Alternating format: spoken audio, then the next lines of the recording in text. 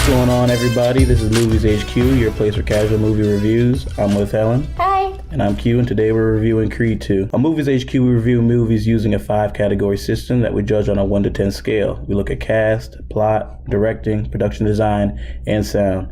Taking the average of these categories gives us movies' overall score. This is a spoiler review show, so here's your warning. So, Helen, let's talk Creed 2, directed by Stephen Cable Jr. What are your overall first impressions? Overall, I thought it was a good movie. It wasn't anything spectacular. What? No, just go ahead. So overall, it was basically Rocky 4, except in a different terrain, which it wasn't terrible. Like the music pumped me up, the acting was phenomenal, but it was just another Rocky movie. And I would say, and you know how much I love Harry Potter, right? I do. And it would be the same thing, I would say, if it was the last movie. Like, we already know everybody's established, so there's not much that can happen. And it didn't. Okay. Well, it did. But a lot happened. No, a lot did happen. I take that back. Yeah, thank you. Anyway, my overall first impressions. 1, I am a huge fan of the Rocky series. No, you're a huge fan of what Rocky movie? Oh, well, okay, 4 is my favorite. And then the Creeds are very close behind. Actually, I need to look at it again because I don't know where Creed and Creed 2 will stack up against. But I love Rocky 4.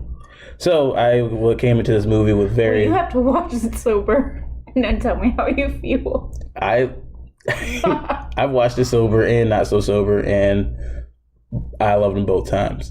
But either way, I love the Rocky franchise. I definitely love Rocky 4. And the second I saw the Creed 2 trailer, I was pumped up. And I was happy with the product that we got. So yeah, I wasn't unhappy with it. It was no crazy rotations, you know? We'll review that in time. When we rewatch it. Of course. Anyway, maybe I like the movie. I thought it delivered on everything it needed to. And as a Rocky fan, I'm very happy. Anyway, so talking about Rocky, let's go into our first category cast, right? So you had Michael B. Jordan, Sylvester Stallone, Tessa Thompson, Dolph Lundgren, Flora Montague. What'd you think of Michael B. Jordan playing Adonis Creed for the second time? Sorry, what? I thought he was very good. His character, I was a little worried because in the first movie, he's a little quiet on the emotional scale. I don't know what I'm trying to say. I don't know. But he showed a lot of range in this movie. And I think they maybe allowed him to act more and show his strength because he's a good actor. He's one of my favorites for this generation. So you think that he improved on what he did in the first one? Yeah, I think he truly dove deeper into his character and made Adonis more him. Like, he became Adonis Creed in this movie more than just being Apollo's son and being in the shadows, and he acted like he was. He wasn't confident in himself, I don't think, as confident in himself. In the first one, I don't know if that was just Michael B. Jordan being more comfortable in the role, or if that's how it was directed. I say a little both. I think we definitely go through his journey from being the champ, having nothing to lose, then having everything to lose, and losing it, actually. I mean, he had to find himself. But in that journey, I think we saw him flex his acting chops, like you said. I think it was a lot better than. But yeah, I think he carried it. I think he did a good job. Not much to complain. I think he hit all the wickets he needed to. It's a Rocky movie. So the man that started it all, Sylvester Stallone. How'd you like him in this movie? He was awkward as ever, and I love him. Just the fact that nobody else could say the stuff that he says and it not be corny. He, like, when he, again, nothing spoiling, he just recounts as how he proposed to Adrian. And it was like, when the snow on the tiger's back. It was just like, I wanted to laugh, but that was Rocky. You know what I'm saying? That's just, he's just, again, he's grown with his character with Rocky, and I know he didn't. It was hard for him to go back into that role, but I think that's always going to be a part of him. So that's fun to see. And I also like the fact that sometimes I thought maybe in Rocky he's like a one-liner kind of dude. He doesn't talk much, and when he says, it's cheesy. But in this movie, he gave pretty good advice, and his acting chops showed through once more. And I think I appreciated more that he was stuck wanting to protect Creed, Adonis, and he's basically his son, so he's like, yeah, go out there, like, do what you want to do and knock that guy out. But he's so torn because he's like, but this is my son, and I can't do that. So I just like how... And the graveyard scene was heartbreaking. True. So I like how this is the now eighth Rocky movie, yep. And they find a natural way to carry all the weight he's accumulated over these movies. They recovered his cancer, so I guess he's in remission. Yeah, I mean, I think they said that at the end of the Creed one. Oh, maybe. Yeah, but I like how through these 7 movies, they've kept the weight in the actions and the things that have happened organically grow. So like the same way we grow in real life, I feel like the Rocky character's grown. He still carries that weight of having Apollo die on him. You see it in his actions. You see it literally and figuratively. Literally and figuratively. And that's the first time we've seen Rocky say no to a challenge, too. When he denied Adonis earlier in the movie, we've never seen Rocky do that. He's reluctant to do things before, but he's never flat out said no. He literally calls the city every day to get his light fixed for 2 years. That's a challenge in itself. Have you seen Parking Wars? Philadelphia doesn't mess around. This is brought to you by Parking Wars. Sponsor. But so I think people, because Sylvester Stallone's in so many series, like the Rocky series, Rambo, Expendables, they don't think he's a decent actor, but at least this role, the role of Rocky, he has completely embodied it, and he has gotten better with each movie. And I will fight anyone who says otherwise. So I think Sylvester Stallone killed it again. And then that brings us to the third character of this trio, Bianca, played by Tessa Thompson. So I know we've talked about Tessa a lot. She's little everywhere. Action movies, romance, everywhere. And again, coming back as Bianca for Creed 2. I think she got to show off a lot more than what she did in the first one. What do you think about Bianca? Whew. I love her. The actress and the character she plays, because, okay, you're not a boxer, but being in the military, it's kind of hard to support you and also be like, okay, bye, see you deployment, love you, and like love you through it, because it's a dangerous time, right? And with boxing, it's kind of the same way, is that like, that's who he is. That's his job. That's his life. That's his purpose. She has to sit in the front row, ringside, and support him.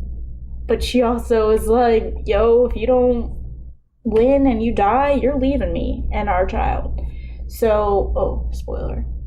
Well, so she, again, like Rocky, she walked that line very carefully, emotionally. And I think that came off. At the same time, I like the fact that at the end of the day, I think she's his harshest harshest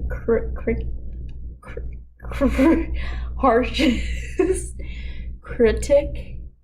You sure? Yes. Was it a quiz? Oh. She's his heart. She's the one that she definitely showed that, like, I felt the struggle that she was feeling to support him. You felt the struggle. You felt at the same time, though, you felt the support, which is very hard, because when he almost gets killed, she stays by his bedside and she's like calming him down. She's saying, baby, it's okay, it's okay. But she also lets Rocky in the room, which she knows is not good for Adonis at that point. I mean, she easily could have taken Adonis aside and cast Rocky aside, but she didn't. She let him in. She said, like, here's Adonis, what, you got a visitor. She just... Okay, my thought's gone. Okay. Well, Bianca, right? Oh, yeah. And I think she played a mother very well. Again, I haven't been a mother of a human, but of a fur baby with some issues. It's very hard to know that a baby or your dog or anything that you love or anyone that you love may not turn out 100% perfect. The world's eyes. I think she did that very well. Well, she's deaf too, or going deaf. Yeah, but doesn't she need her hearing aids to hear? Yeah, so it's got worse over time, so... But in several scenes, she did not have her hearing aids in when they were in the apartment. She heard him just fine. I think she always had him in. No. I was double checking every scene for continuity. I don't know. I'll have to go check again. I would say she also has all that hair covering her ears. Yeah, but you can tell when the ear things are in. Well, she only has one per ear, right? Does she have one each in each ear, or just one? One in each ear. Does she? Oh, okay. I know the baby did. Okay, well, I didn't know that. Well, yeah, so Bianca, I thought she carried the role well. In the original Rocky movies, you have Adrian, but she didn't. Adrian, as far as acting-wise and story-wise, doesn't hold a candle to Tessa Thompson and Bianca. Adrian's just kind of there, and she was very quiet and awkward, but that was her character, and really all she did was like, don't box. Yeah. And she even goes support him. Like, is that Tessa Thompson has to play that dynamic role and like two roles at once, being like, hey, you've got a kid, you've got me, and also being like, you need to go out there and show him for you. Like, she would not have walked out singing his song, his walkout music, if she didn't support him. Well, I think Adrian supported him. I just can't get over Adrian's shrill voice, to be honest. Hey, she's dead. You can't talk about that person like that. Sorry. All right, yeah. So, all right, that's the top three. So let's talk about the villains of the movie. So you have Ivan Drago, played by Dolph Lundgren, and Victor Drago by Florian Montague. So, how do you say his name? Ivan Drago. No, the actor's name. Dolph Lundgren, yeah. So this came as a shock to me, but I legitimately almost cried for them, for the father-son duo there. Because you don't get to know him, Ivan, as a human being. Literally, he's a robot in Rocky IV. So you don't get to see his backstory. You don't get to see what happens when he loses. And they bring that into play in this film, and it shows you that he didn't just lose a match. He truly lost the support of his country. He lost his wife. She didn't die, she just left, to clarify. She's no Adrian. Wow.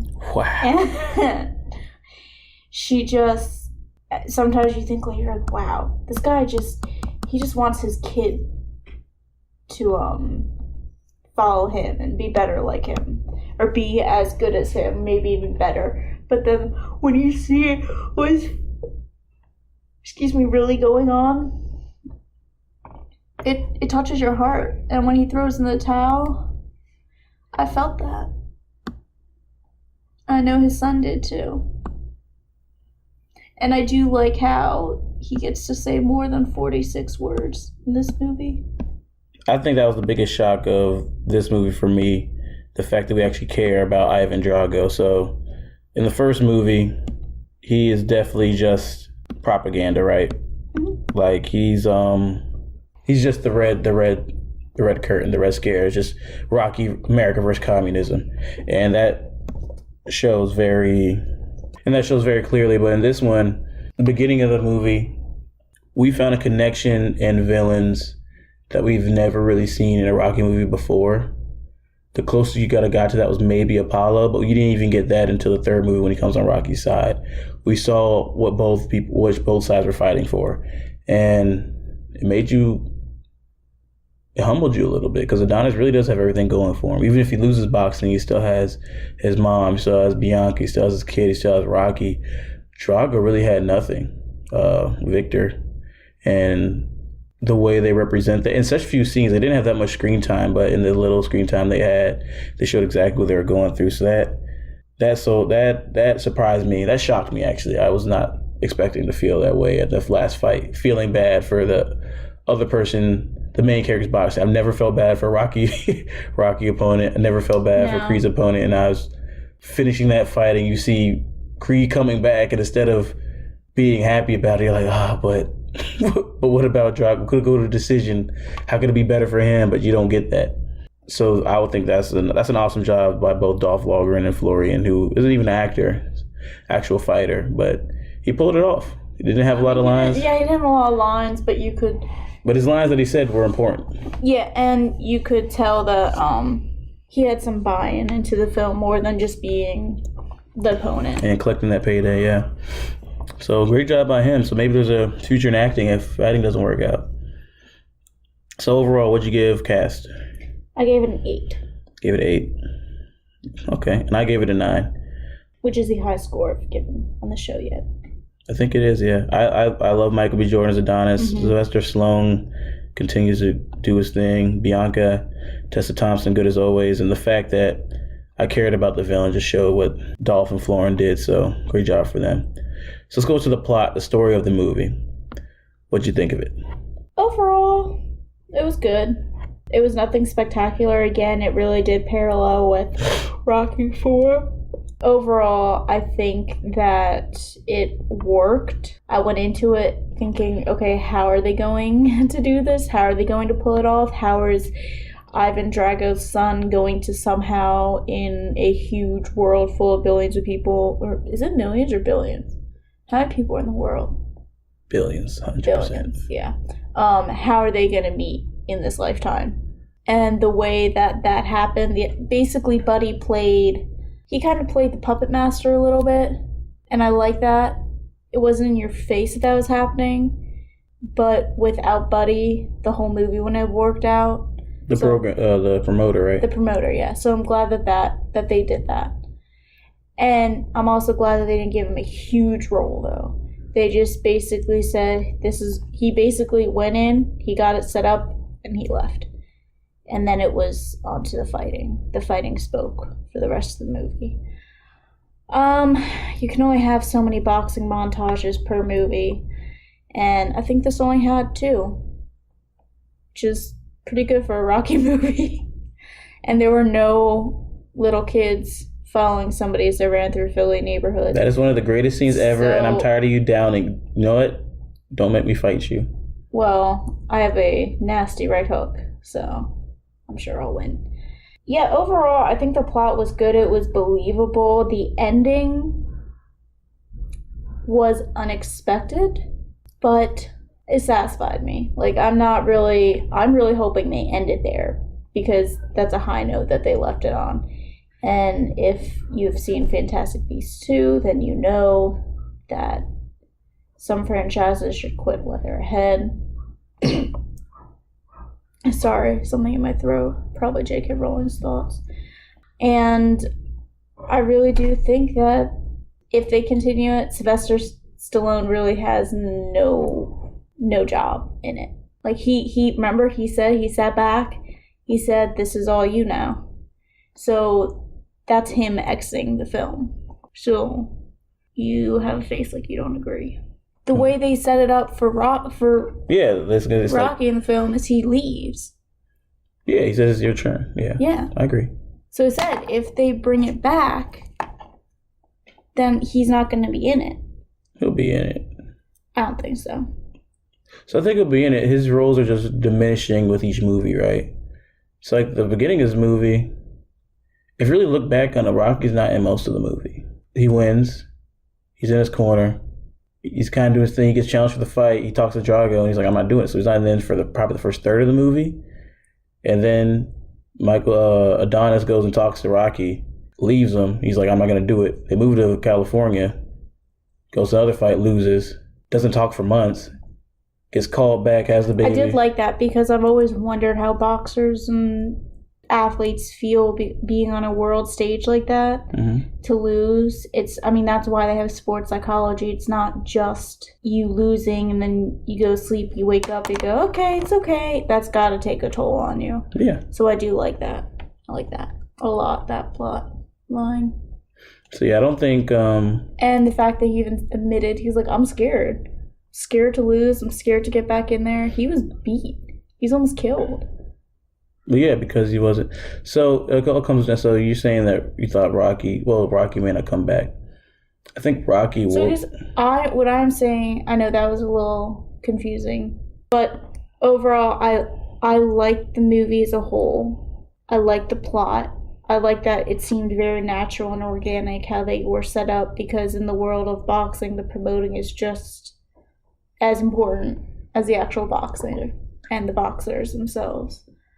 I like the fact that Bianca and Adonis, their relationship grows. It doesn't just stay in one place, which sometimes I think sequels happen. Just like Fantastic Beasts.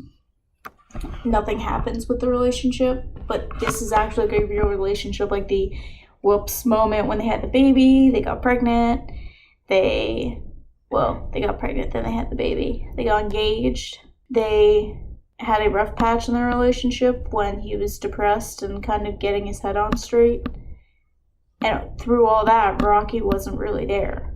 So I think this was really Rocky's goodbye to the franchise. So plot for me, Rocky movies at their core are pretty simple movies, right? Mm-hmm. It's one guy, underdog, trying to beat another guy. So what makes, I think, the Rocky movie special is what's happening outside of the ring. And this movie, I think, had a lot of stuff going for outside of the ring that elevated it. Because like you said, you're always going to have the boxing montages, you're always going to have the pump-up music, you're going to have the fights. But what do those fights mean? And the things he goes through, from getting to the top, living in his father's shadow, falling for grace. And I love what Rocky says at the beginning of the movie. I think that's like you said, it's probably Rocky's, if he's not his last movie, the last one he's heavily involved in.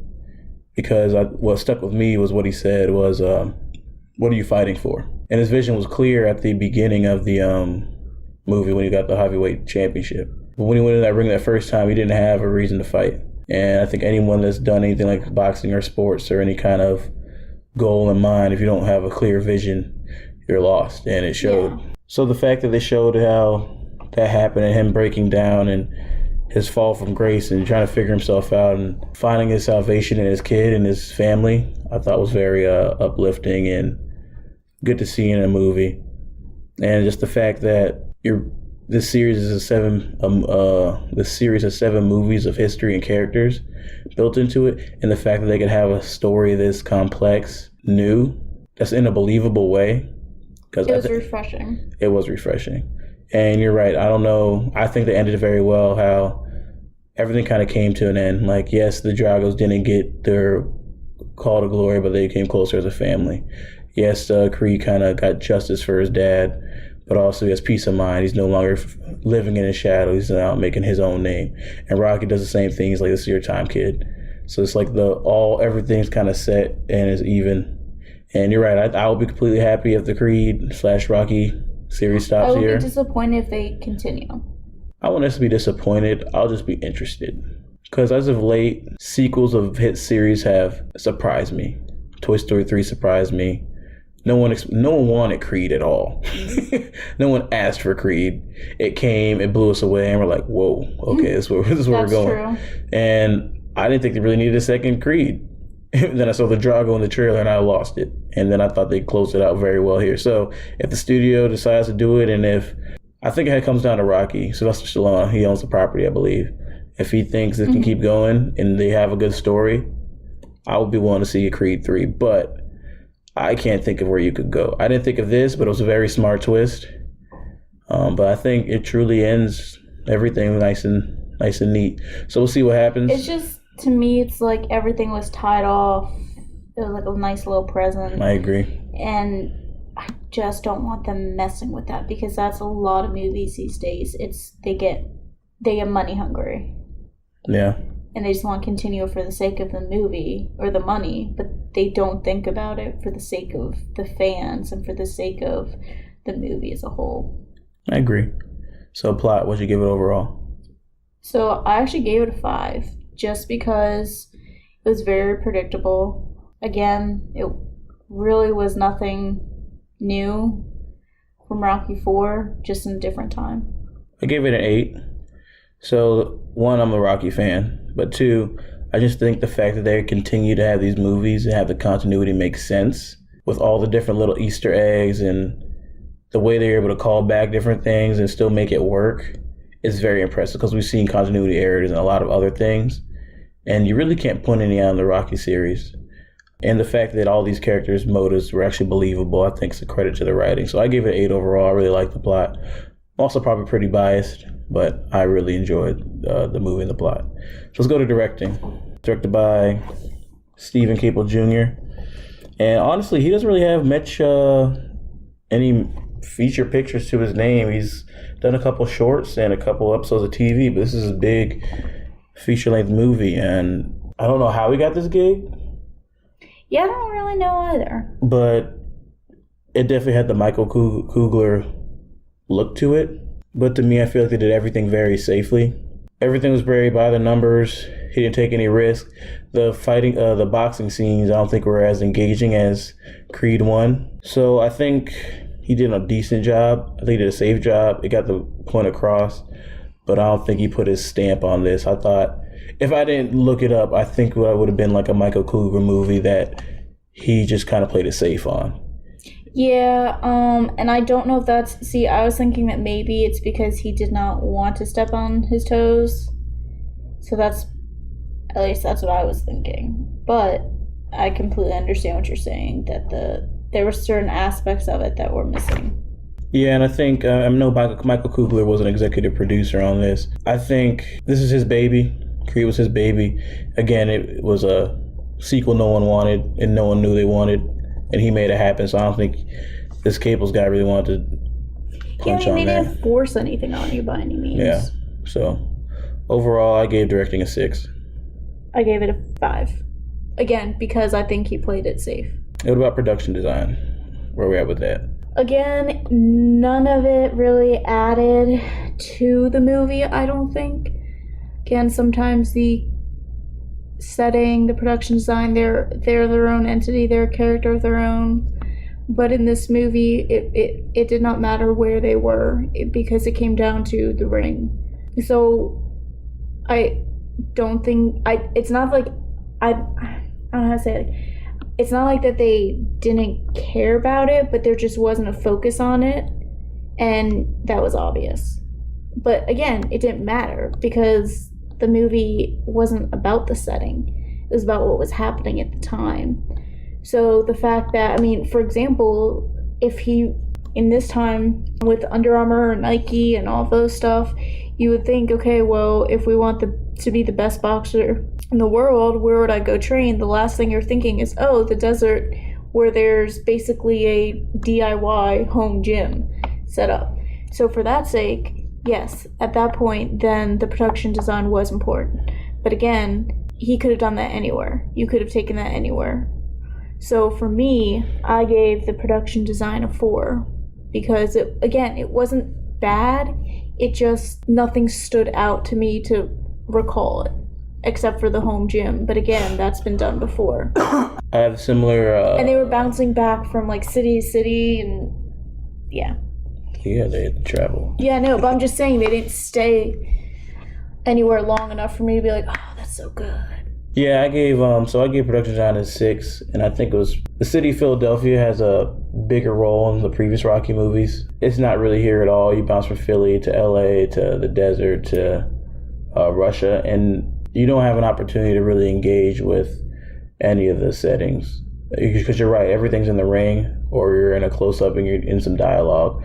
There's not really a moment for you to take in anything. Which isn't bad. It's not bad. It's just, but then you're right, the only unique thing about any of the production was the desert gym, which, in my opinion, I really liked because it was the exact opposite of how Rocky trained in Rocky 4. No, it's not. It's the same exact way. He was in the snow. But it was the same style. Minimalist, but it's the opposite. I guess. It's just the terrain that's different. And the condition, like he's in the snow, isolated. He was working with people. Like Rocky wasn't working with anybody. He was training himself. I guess. And that was part of it too, because he was building his own man. Because he had his trainers, he had him, and it was just him in the snow. At least he had Rocky. He had the other people in the gym with him. It's just a little different. Because again, like these Rocky movies have a formula. I'm not going to be ignorant to saying that, but it's but I would have been if they had the fight in Russia and said, oh, from Russia, let's go to Russia to train. How much would you roll your eyes if you saw him in the snow doing the exact same thing Rocky was doing? I would mad. I probably would have I know I'm not paying for this. So the fact that they're like, okay, we know he has to train. What's the exact opposite of the snow? They said the desert. And I think and then you kind of look at Rocky in that fourth one, you're like, oh man, that's great. Like, that's motivating. Same thing with the desert, that helps you out too. And probably didn't also help with the fan service, Michael B. Jordan with his shirt off, other buff dudes. I'm not gonna, don't act like you didn't like that. I was a fan. So, but yeah, it was a 6. The desert scenes will stick with me the most because the ring's the ring. And I think where they could have boosted the score up was maybe to show the hostility of the Russian ring, maybe at first. Yeah. We kind of just jumped right in there. Yeah, I was just like, oh, okay, here we go. That was it. But at the same time, it was him focusing on what he needed to do. But I gave it a 6. So, our last category, sound. Oh, wait, no. Did you talk about what you gave it? I said I gave it a production design, a 4, just because nothing stood out, really. Yeah, you said that. All right. Sound. Where we're at with it. I loved the score. Loved it. It was a mix of that freestyle hip-hop contemporary music, but then callbacks to Rocky and meshing together sometimes.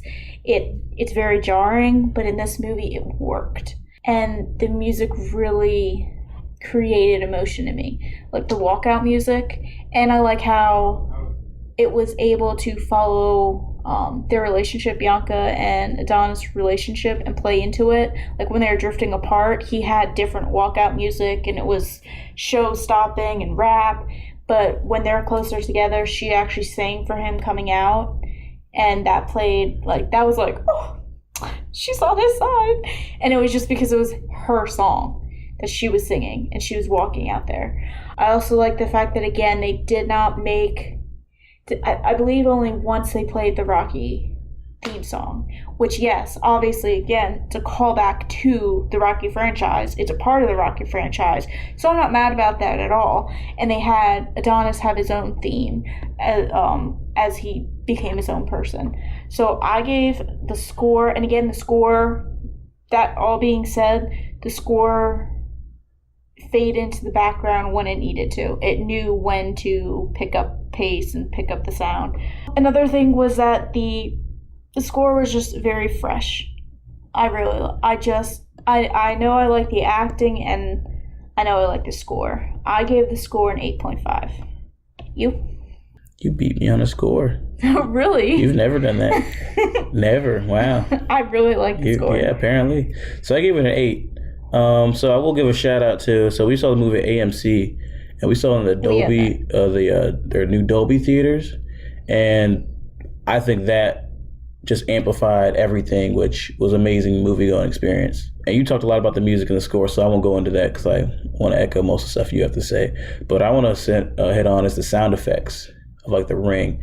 A lot of people have never boxed, and a lot of people have never been in a fight before, but I feel like whether you've done that or not, yep, every punch, every rib cracking, every breath, you feel all those hits. That's true. And I was wincing to some of these things, and I'm not even in the ring. So the fact that they could get that feeling from me and sitting in a theater, I think that's just a testament to what they did in the sound mixing floor. So yeah, I gave it an 8. You're right, it was a lot of fresh music, a lot of rap music, and it's Rocky in its own way. It's Creed. Yeah. You definitely know where it's coming from, you know his origins, but it's his own thing, which is exactly what Creed is. Let's go into best and worst scenes. So what are some scenes that really stuck out to you? So my favorite scene was when Adonis got really injured in the first fight and he's in the hospital bed and he kind of pushes Rocky aside. They just have such a strong relationship. Yes, they butt heads sometimes, but they have such a strong relationship that when that happened, you're like, man, he just lost everything by doing that. And I think that Michael B. Jordan was very emotional, or he showed the right emotion. Sometimes I think actors can go a little overboard, get a little bit dramatic, but you can tell like he's frustrated, he's annoyed, he just got his booty kicked. He disappointed. Well, he thinks he disappointed his father. Everything like that comes out at once, and he's basically been holding that in the whole entire movie up to that point. And that release, just you feel it. So that was my favorite. Anyone else? Any other scenes that caught your eye? When Ivan and his son are at dinner and they see their mom, and for the first time, like his son shows emotions, like these people cast you out. Why are you like kissing their butt now? And that's when you realize, like, yo, I'm doing this for you. Because honestly, I don't think Ivan would be there if it weren't for his son. He wouldn't be. Oh no, he definitely. Yeah. So I think that was the first time you saw his emotion and everything that his sacrifice that he's doing for his son. Okay. Any others? So I have a couple. Oh. I'll try to make it quick. Because there's another, but go. What's yours? The hospital scene when they find out their baby is deaf. Yep. So that was my first one. So again, like I said, Rocky the boxing and the boxing montages are stock cardboard. It's what's outside of the ring that makes the movie special. And the baby audio test scene and not just that, but then right after it, where Rocky has to snap some back into it. She's like, hey man, like, you gonna love her? Like, cause she don't feel sorry for herself. And you shouldn't either. And like that was enough to kind of snap him back at her, like, oh man, what am I doing? So I really like that. I like that scene because I think that scene embodies what the Rocky mythos is, that like stop making excuses for yourself, get it done and make it happen. And it doesn't always have to be in the ring. It can be in anything in life. So I think that message that the Rocky message scene is really embodied in that. And going off that, my second favorite scene that I wanted to highlight was when he takes his baby over to the gym. Oh, yes. So he's struggling to find himself. He can't figure that funk out. And he can't step into the gym, but he finally goes in with his daughter. And his daughter's sitting there, he punches a couple of times, gets it out. He's like, what am I doing? I got to fight for my family, fight for me. And him finally snapping and That's making another it release. Click. And showing how his family kind of got them to that point, that scene meant a lot to me. And again, I think just building on that Rocky credo. And then the last was the final fight. He's on the ground. He's been knocked down, I think, 2 or 3 times. It's going all black. You can't hear anything. All the sound, everything. And he hears Bianca's voice. And I think anyone's ever like zoned out or had to like focus on something. And then that one person you need in your life, either hear him in the back of your head or... I love that scene because I know it's happened to me in different things in my life. So that just kind of triggered in me. So that scene I really liked. And then lastly, just seeing the Drago struggle, like you said, and then seeing him play out the way it did. They could have easily had him just be the black and white villain. Oh, Creed beat the bad guys and then gone off. But the fact that they put their story to rest too in a satisfying way really surprised me. Wasn't expecting that at all in this movie, so I really like that. So as far as worst scenes, what did you have? I actually didn't have any. Me neither. None that came to mind. Nothing in there was like, yeah, why are you here? Why is this here? I would say maybe just watching Rocky talk to Adrian in the cemetery was a little weird. It felt very intimate, so that's why I was very uncomfortable with it. But again, that was a good scene. But there are no scenes I was like, I can't believe they put that in. So I would say none, honestly. I agree. I think that's a testament to the writing of this movie. Because again, to have 7 movies of backstory and still make it flow smoothly is pretty dang impressive. So. And that's the thing, and that's why I really hope keep that restraint, because they did it with the movie, so just end it there. We'll see. We can Google it. It might be gone. But, so what'd you have overall for Creed 2? Overall, I gave it a 6.1. which is better than average. But yeah, you're the rating. I don't know. You're a hard grader, but that's not a bad thing because it's gonna show. I can't wait to see something break your 7 to 8 range. I don't know if anything will ever get to 10 for you. Probably not. But overall, I gave it a 7.4. Really? Yeah. So, the user score on Metacritic. What is it? A 7.4. How do you do this every time? Because I'm the voice of the people, Helen. That's all it is. I'm the voice of the people. Yeah, like I mean, I'm a big Rocky fan. Love the movies, and this is just off our grading system is more objective. But I would definitely rewatch this movie. I can watch Rocky movies all the time. From just a fanboy standpoint, it'd probably be more 8-9 range for me. But objectively, through our grading criteria, 7.4. So, but I love Creed. I would watch it again. I would definitely watch that again. I think there's stuff in the background that we may have missed again. Overall, I liked it. A 6.1 is not bad for me. It's not. People have to understand that's a good score. That's saying I appreciate this movie. I think it was okay. Gotcha. What other final thoughts on Creed 2? Overall, I'm just excited for Michael B. Jordan, his next movie, because he gets me very, very happy when I see him, because it's just, I think he's an old soul when it comes to acting. So I'm excited. Cool. That's about it. I don't have a really tight conclusion. Yeah, I mean, just speaking of Michael B, since you brought him up, because Tessa Thompson has kind of been everywhere, but Michael B. Jordan's kind of only been hanging out with Michael Coogler. Ryan Coogler? Is it Ryan Coogler? I've been saying Michael Coogler this whole time. That's awkward. So thanks for just letting me say that. Sorry, I was not hearing. Appreciate it, just not listening to me. I think you're just hearing Michael. I think I legitimately was saying Michael Coogler this whole time. I don't think so. I did not hear. I would have corrected you because I would have. We're going to listen to this and it's going to put it on the podcast and then they'll be like, what's wrong with this guy? Ryan Coogler, yeah. But Michael B. Jordan and Ryan Coogler, yeah, have been working together from Fruitvale Station, Creed 2, well, kind of, and Black Panther. So it's kind of like, who's the one Johnny Depp's always with? Tim Burton and him, yeah. It's like, so they might be the couple actor. Of the year. Yeah.